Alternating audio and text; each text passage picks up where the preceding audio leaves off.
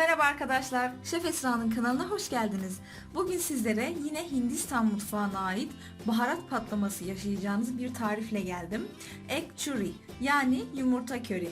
Yine az malzemeli, bol baharatlı, kolay bir Hindistan yemeği tarifi. Hemen malzemelere geçiyorum. 4 adet haşlanmış yumurta, 1 parça zencefil, 3 diş sarımsak, 4 yemek kaşığı sıvı yağ, 1 tatlı kaşığı kişniş tozu, 1 tatlı kaşığı kimyon, 1 tatlı kaşığı kırmızı toz biber, 1 tatlı kaşığı garam masala, tuz, 1 tatlı kaşığı zerdeçal tozu, 1 tatlı kaşığı kırmızı toz biber, 3 adet kakule, 1 parça kabuk tarçın, defne yaprağı, 1 adet kırmızı acı biber, 1 tatlı kaşığı kimyon tohumu, 3 adet kuru soğan, 4 adet domates ve maydanoz. Hadi egg curry yapmaya başlayalım. Öncelikle haşlanmış yumurtaların üzerine çatalla bu şekilde delikler açıyoruz. Bütün her yerine delikler açıyoruz ki baharatlar iyice içine işlesin.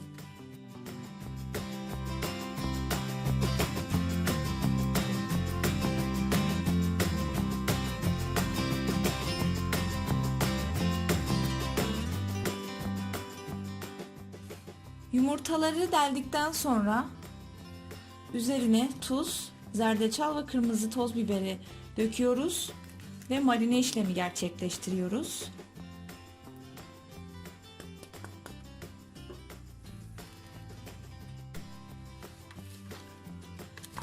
Baharatları iyice şöyle bir yumurtalara yediriyoruz.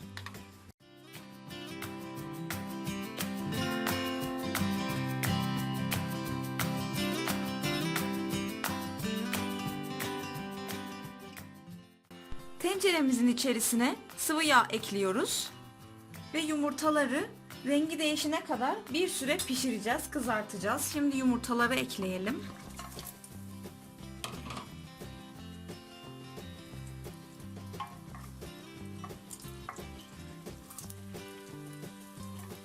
Yumurtalar altın sarısı rengi olana kadar şöyle bir kızartacağız.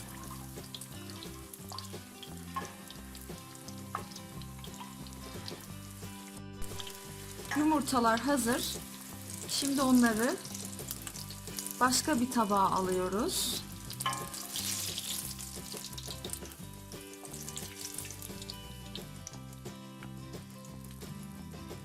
Tam olarak bu şekilde olacak. Şimdi sırasıyla tarçın, kakule,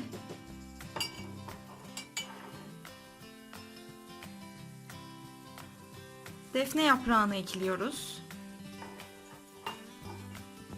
Kimyon tohumunu ekliyoruz.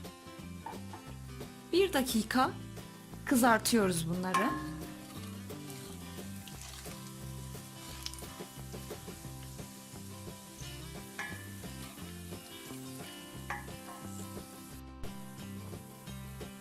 Şimdi kırmızı biber ekliyoruz.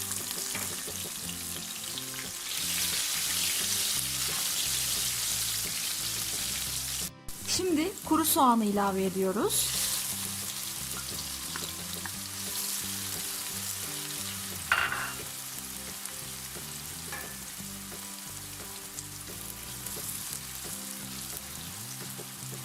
Ve soğanların rengi değişene kadar kızartıyoruz.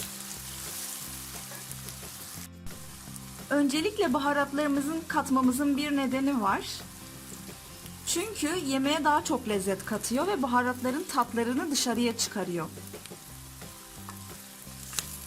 Daha önceki baharat videomda da anlatmıştım. İlk yemeğe başlarken baharatları yakmamızın nedeni, baharatlar yanınca daha güzel bir lezzet katıyor. Şimdi zencefil ve sarımsağı ekleyip karıştırıyoruz.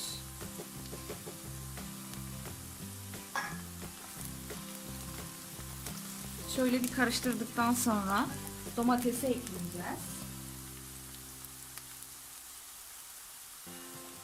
Domatesimizi ilave ediyorum.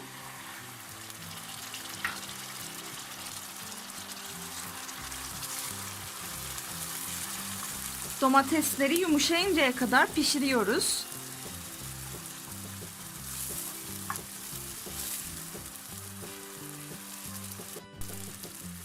Domatesler yumuşayınca 7 dakika kısık ateşte pişirmeye devam ediyoruz.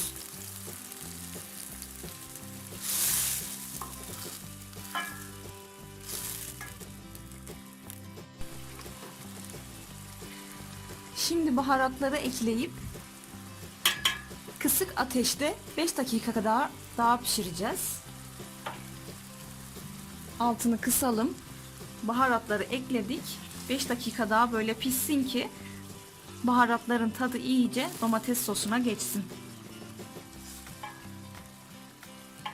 5 dakika pişiriyoruz. 5 dakika sonra 1 bardak su ilave ediyoruz. Ve su kaynayana kadar pişirmeye devam ediyoruz. En son blender yaptık. Ve şimdi yumurtalarımızı ekliyoruz. Yumurtaları ekledikten sonra 5 dakika kısık ateşte pişiriyoruz ki bütün malzeme yumurtanın içine işlesin, lezzet katsın. 5 dakika daha kısık ateşte yumurtaları kaynatmaya devam ediyoruz.